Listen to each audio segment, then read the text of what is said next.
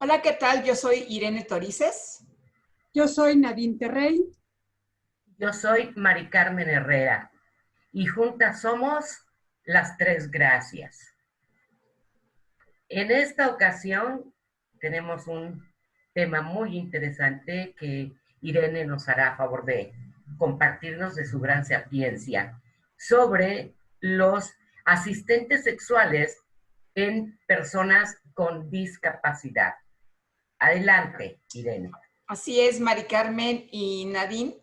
Bueno, ustedes saben, igual que yo, que la asistencia sexual no es algo nuevo en el trabajo sexoterapéutico y seguramente como ustedes son ávidas lectoras y cinéfilas, también en la literatura y en el cine no es algo novedoso.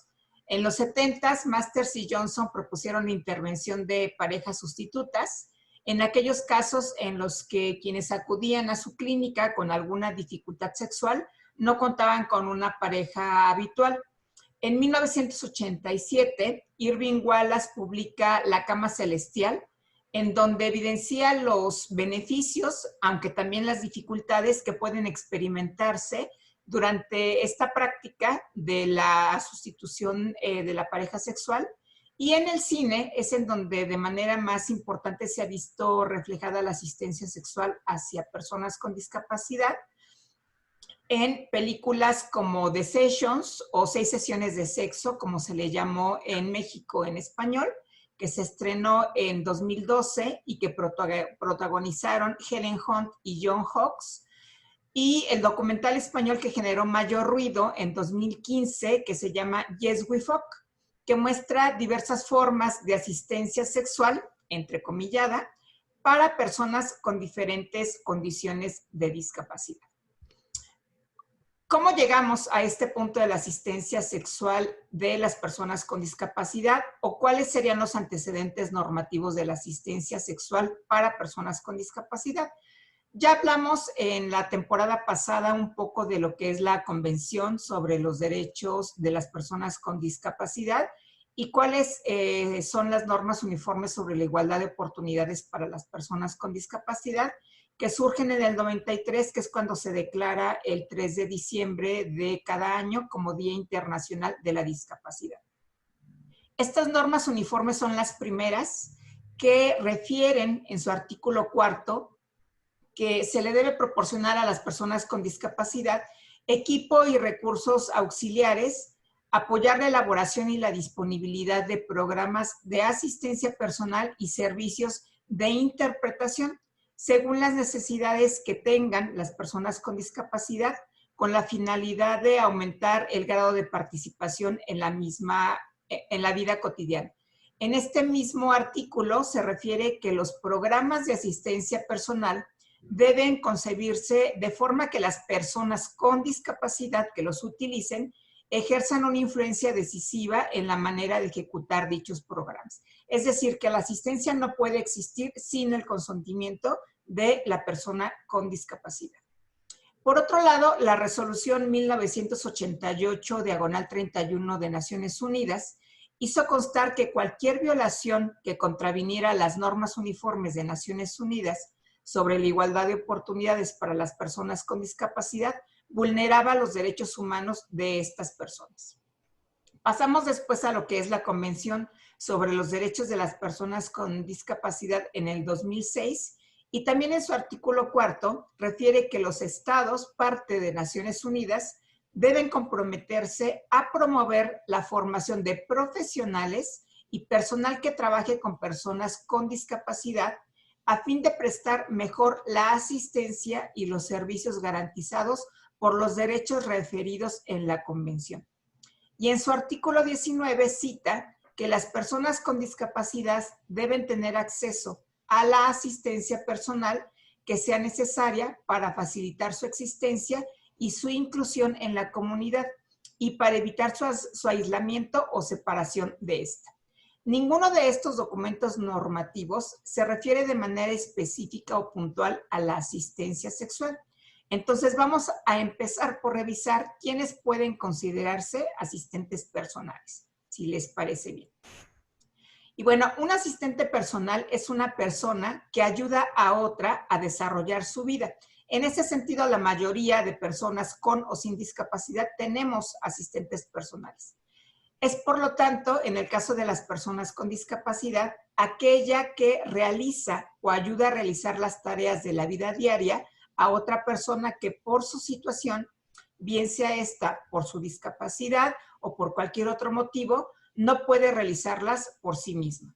Esta ayuda está regulada por un contrato profesional en el que la persona con discapacidad es la parte contratante. Volvemos a lo que decía anteriormente, no puede existir esta asistencia sin el consentimiento de la persona con discapacidad. La existencia de la asistencia personal se basa entonces en el deseo y el derecho de las personas con discapacidad a vivir con la dignidad que conlleva la igualdad de oportunidades con el resto de la ciudadanía. ¿Qué tareas realizan quienes prestan asistencia personal? Las tareas que realizan quienes prestan asistencia personal son definidas por las necesidades de la persona con discapacidad y son pactadas por ambas partes. Es decir, si yo fuera asistente de una persona con discapacidad, yo no puedo decidir que este es el momento de salir a pasear. Tiene que ser la persona con discapacidad quien lo acuerde conmigo para entonces realizar este tránsito por la ciudad, aunque en este momento no podamos hacerlo con la libertad que quisiéramos, pero tiene que ser un acuerdo entre la parte contratada y la parte contratante. La asistencia puede ser personal, es decir, pueden auxiliar en el vestido, en el aseo, en el baño, en el traslado también del hogar, realizar únicamente las tareas de limpieza para que el ambiente doméstico se mantenga en óptimas condiciones, de acompañamiento, ser una persona que se quede únicamente a velar por la integridad de la persona con discapacidad, si tuviera que utilizar algún aditamento como por ejemplo oxígeno y estar pendiente de que no se vacíe el tanque o cambiarlo en un momento determinado, o si requiere algún tipo de medicación, estar al pendiente de facilitársela a la persona con discapacidad, de conducción, en el caso de que la persona con discapacidad no pudiera desplazarse de manera independiente a donde lo desee, de interpretación, como es el caso de las personas sordas que requieren el acompañamiento de un intérprete de lengua de señas para algunos trámites, de coordinación, excepcionales o especiales. Las de coordinación y excepcionales a veces no quedan muy claras cuando se habla de asistencia personal y las especiales mucho menos. Sin embargo, dentro de las tareas especiales es donde pueden incluirse las referidas a la actividad sexual y es en estas que se incluye la figura de asistente sexual. ¿Cuál es el contexto entonces de la asistencia sexual? En la asistencia sexual para personas con discapacidad van a confluir la asistencia personal y el trabajo sexual. Es decir, es una persona que no solamente va a ayudar con el cuidado personal de quien presenta una condición de discapacidad, sino también va a incluir el trabajo sexual de cualquier índole. La asistencia sexual se ofrece a la persona con discapacidad antes, durante o después de la actividad sexual para todo aquello que la persona con discapacidad no pueda hacer sin ayuda.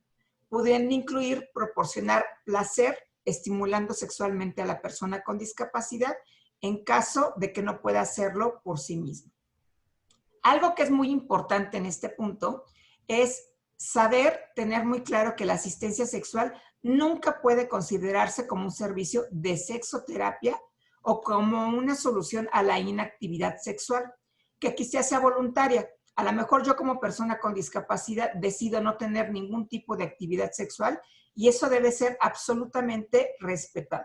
No puedo yo como asistente personal incluir algunas tareas de asistencia sexual solo porque pienso que le es necesario a la persona a la que estoy prestando mis servicios.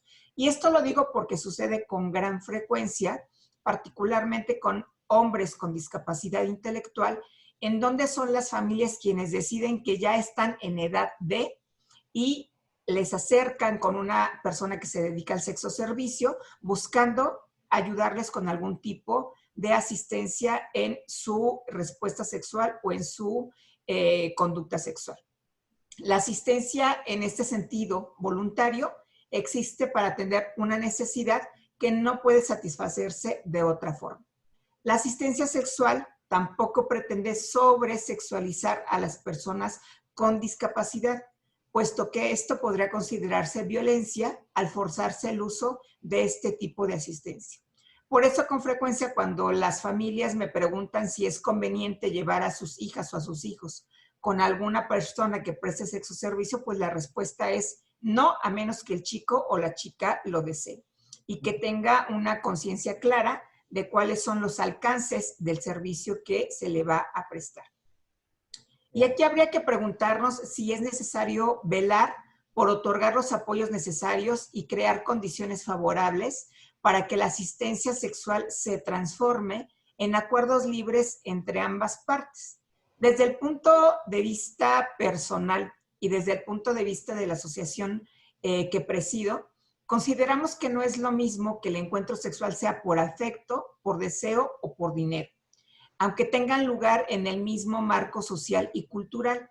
En todo caso, lo defendible es nuevamente el consenso entre personas adultas que además de todo están informadas de cuáles son los alcances de este encuentro. Algo que también nos preguntan con mucha frecuencia es si existe una regulación de los servicios de asistencia sexual. La respuesta es sí, pero no en México. Suiza ha regulado en su totalidad la creación de empresas de asistencia sexual, configurando un modelo de intervención en el que se acuerda un encuentro periódico y en el que quienes prestan el servicio de asistencia sexual, ojo, cuentan con una certificación. Es decir, además de tener un nivel universitario relacionado con el ámbito de las ciencias médicas, se certifican como asistentes sexuales y su actuación está remunerada. Aquí habrá que preguntarse si quienes se forman en las áreas médicas son realmente el personal idóneo para prestar este servicio, o es que se sigue pensando en Suiza que la asistencia sexual, desde el modelo médico de atención a la discapacidad, pretende curar en lugar de acompañar a la persona con discapacidad que requiere de esta prestación. En los Países Bajos, en Dinamarca y en algunos territorios de Australia, el uso de sexoservicio entrenado y asistentes sexuales está subsidiado por el Estado, lo que ha originado políticas estatales que facilitan el ejercicio de la sexualidad de las personas con discapacidad porque no tiene ningún costo para ellos y eso pues, puede ser magnífico para cualquiera que lo requiera. En Bélgica, en Suecia y en Alemania no cuentan con regulación y la asistencia sexual, si bien existe dentro de un marco de ilegalidad tolerada por el Estado. En Canadá, el sexo subrogado o asistencia sexual se conceptualiza como un proceso que facilita que la persona con discapacidad inicie un diálogo con su propio cuerpo, en un intento significativo de trascender la simple gratificación sexual. Esta conceptualización de Canadá me parece a mí importantísima porque no es nada más el servicio sexual por el servicio sexual, sino que incluye un proceso de autorreconocimiento o de facilitación del autorreconocimiento de la persona con discapacidad, de tal manera que después logre su propia gratificación en compañía de otra persona o de manera personal individual. En los Estados Unidos, los asistentes y las asistentes sexuales trabajan en un sinnúmero de lugares y dependiendo del estado en el que se practique, existen códigos de ética profesional, siendo entonces una práctica no solamente legal, sino también apreciada. En Francia, el Comité Nacional de Ética ha recomendado al gobierno no legalizar la asistencia sexual, comparándola con la prostitución. A mí me parece interesante este dato porque podría pensar que siendo un país de tanta avanzada en términos de sexualidad, pues no lo sea cuando se trata de la atención de personas con discapacidad. Sin embargo, las condiciones son estas en este momento. Ahora, ¿cuál es la finalidad o las actividades comunes del servicio de asistencia sexual?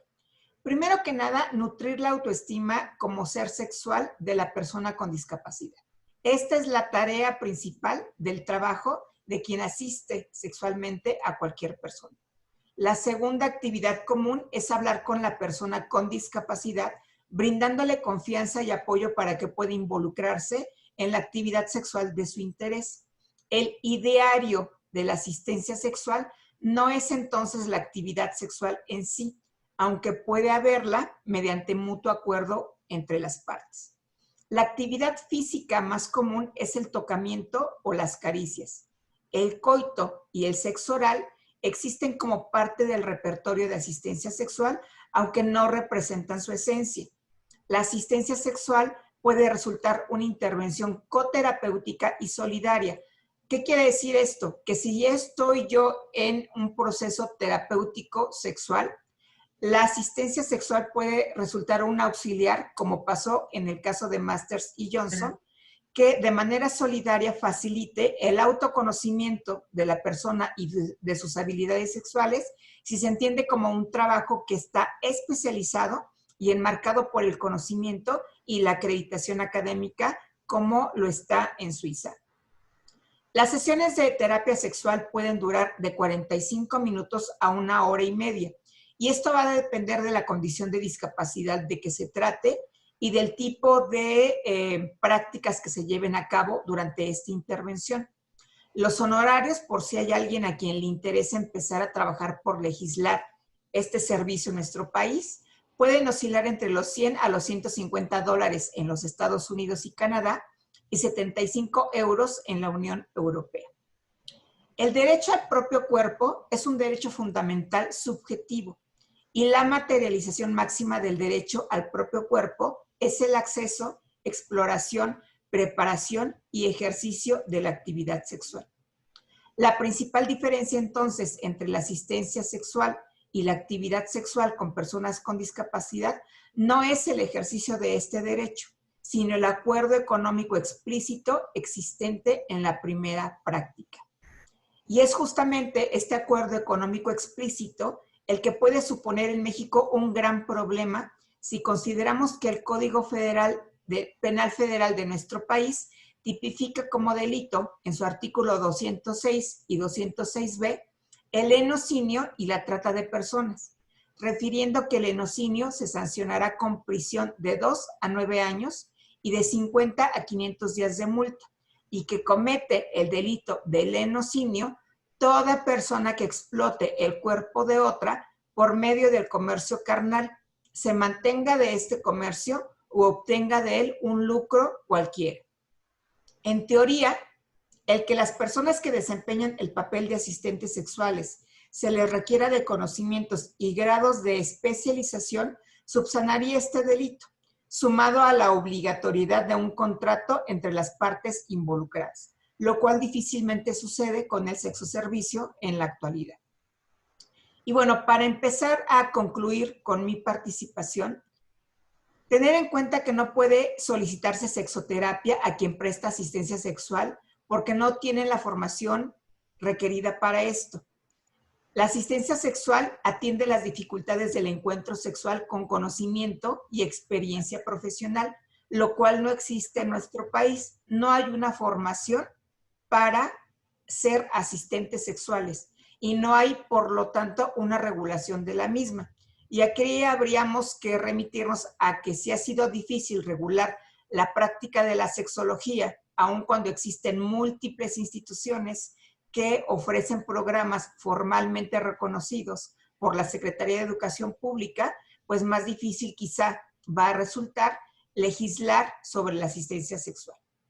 Apelar al principio de justicia y salud universal, ambos derechos fundamentales, no tiene lugar en la discusión respecto a promover la asistencia sexual para las personas con discapacidad, pues esto no solamente estigmatizaría a las partes involucradas, sino que significaría una acción mucho más allá del juicio de proporcionalidad aplicable a cualquier persona, no solo a la condición de discapacidad. Y yo me pregunto si entonces el Estado debe promover la formación de asistentes sexuales para personas con discapacidad. Y si es equitativo dejar fuera de este beneficio a personas sin discapacidad con dificultades para ejercer su sexualidad. La respuesta a ambas preguntas nos la dará el tiempo. Les voy a compartir unas palabras de un hombre con parálisis cerebral que hace uso de la asistencia sexual en otro país, no en México. Trabajar con una sustituta sexual me ha transmitido un sentido de la felicidad. Me siento bien conmigo mismo y quiero hacerlo de nuevo. Tuve una sensación de plenitud. Es evidente que para este hombre la asistencia sexual se ha convertido en un aspecto esencial para su bienestar como persona, lo que no significa que para el resto de quienes presentan una condición de discapacidad pueda ser igual. Y esa sería mi participación del día de hoy, chicas. Excelente. Es todo un tema esto, justo que abordas todo esto, desde los derechos de las personas, la parte legal, que en México no es, no hay una apertura legal para este ejercicio profesional, porque como tal es un ejercicio profesional. Así es. ¿No? Yo me pregunto cosas como, es muy frecuente que pensemos en este ejercicio profesional como un servicio disponible para los hombres y para las mujeres. Sí. Y bueno, aquí me parece que tiene que ver con cuestiones evidentemente de género, con el hecho de que el sexoservicio prestado por hombres no necesariamente está siempre disponible para las mujeres, sino está disponible para otros hombres o para hombres gay o para hombres que tienen sexo con hombres.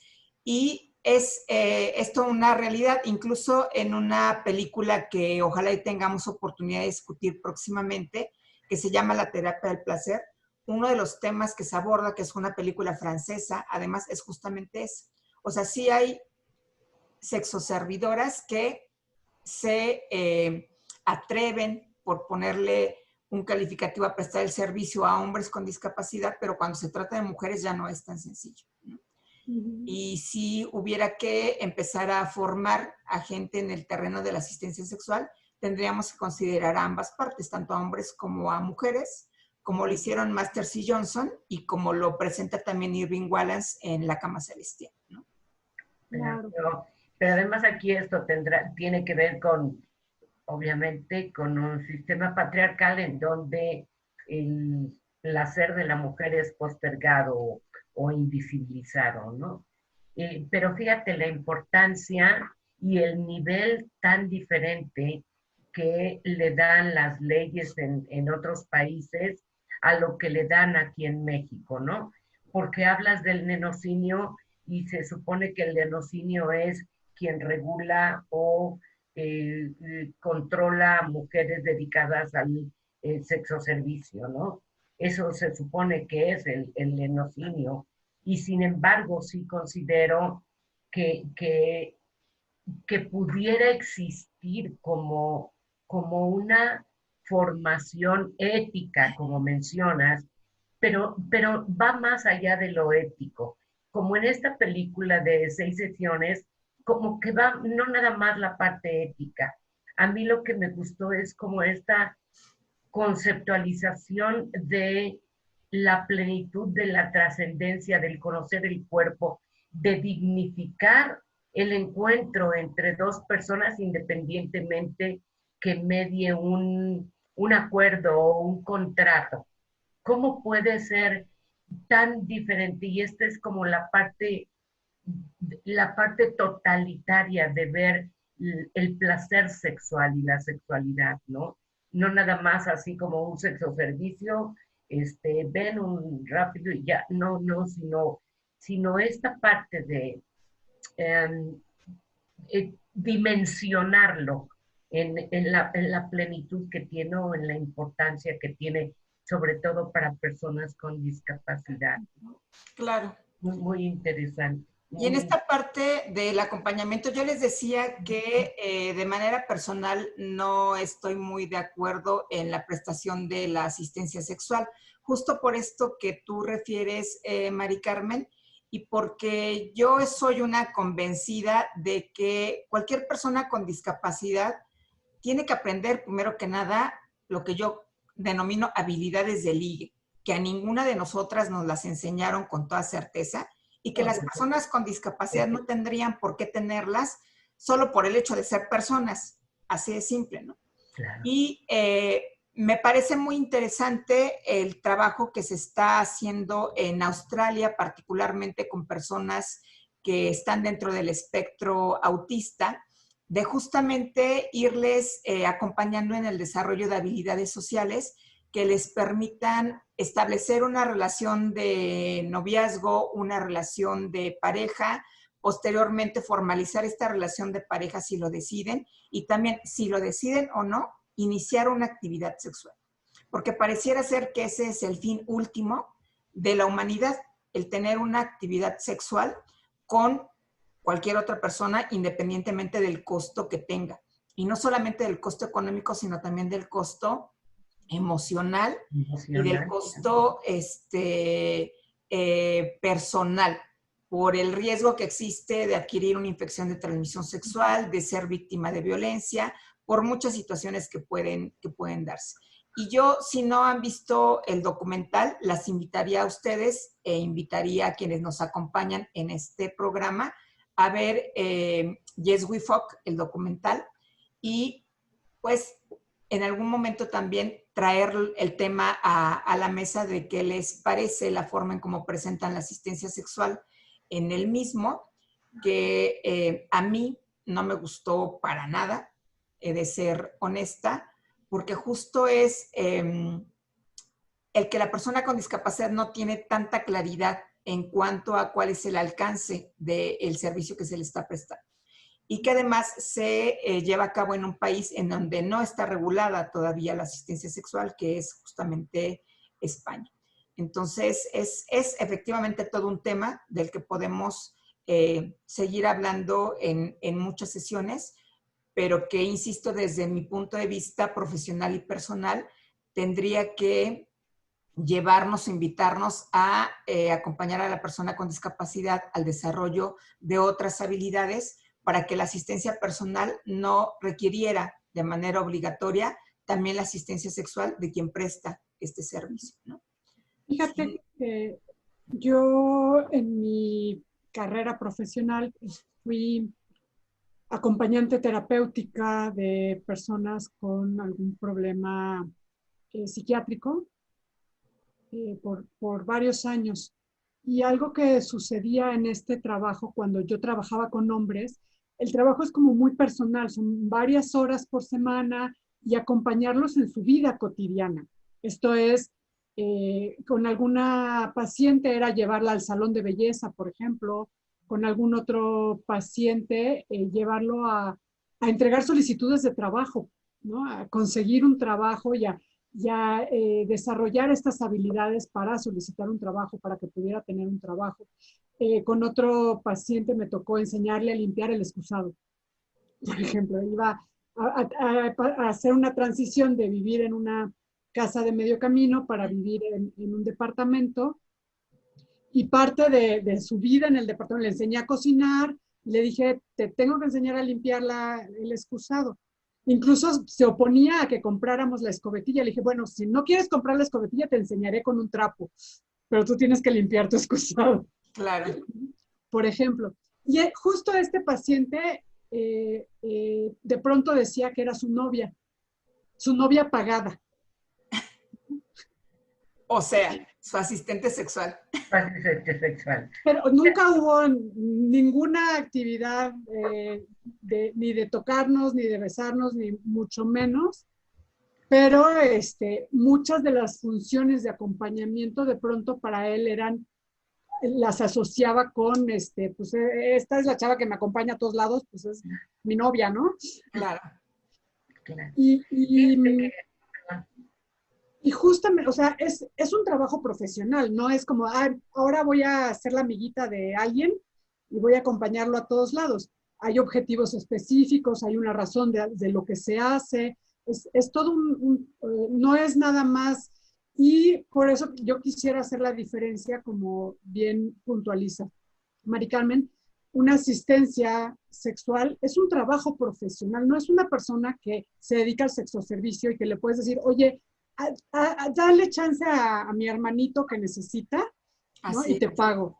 Porque una persona que se dedica al sexoservicio no tiene esta sensibilidad, la forma justo de llevar a la persona como en un proceso más de autoconocimiento y de crecimiento personal, que nada más, bueno, te sirvo y ya, ¿no? Claro, como ya te veniste, bueno, págame, me voy. Claro. Sí, sí se requiere de la creación de todo un programa que implica hacer un diagnóstico, primero de cuáles son las necesidades de la persona con discapacidad, Pues, y además de las necesidades, cuáles son los deseos o qué intereses tiene en el terreno de la sexualidad, para poder ir poniendo cada uno en la carpeta que le corresponde y desde ahí ir jerarquizando qué es lo prioritario en el momento en el que se inicia el trabajo sexual. Y esto lo vemos más o menos claro en la película de 6 sesiones de sexo. O sea, no llega, no me acuerdo cuál es el nombre de Helen Hunt en la película, pero ella no llega y pues, se la avienta encima al protagonista, ¿no? Sino que hace justamente este diagnóstico, le va explicando de qué se va a tratar el asunto y van de a poco avanzando en las sesiones. Y cuando él dice hasta aquí, es hasta aquí. Y eso es algo que también hace una diferencia significativa de la asistencia sexual con el sexoservicio, porque así como a ti te tocaba con las personas con las que hacías el acompañamiento terapéutico por cuestiones psiquiátricas, tendría que ser lo mismo con las personas con discapacidad. Y tú sí entrarías dentro de esta parte por el trabajo que hiciste de asistencia personal.